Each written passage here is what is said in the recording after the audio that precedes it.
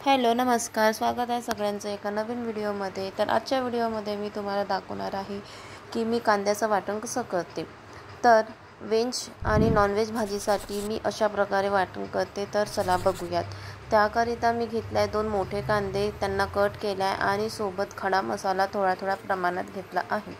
त्यानंतर तव्यामध्ये 1 टीस्पून तेल घेऊन त्यामध्ये कांदे परतून घ्यायची, ब्राऊन होईपर्यंत कांदे परतून घ्यायची।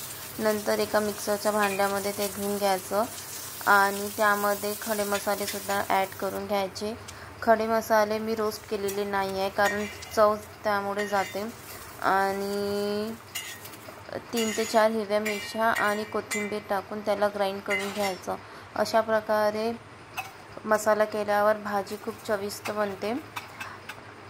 आणि यामध्ये अद्रक लसूणसुद्धा तुम्ही ॲड करू शकता। माझ्याकडे अद्रक लसूणची पेस्ट होती, त्यामुळे मी ॲड केलेलं नाही।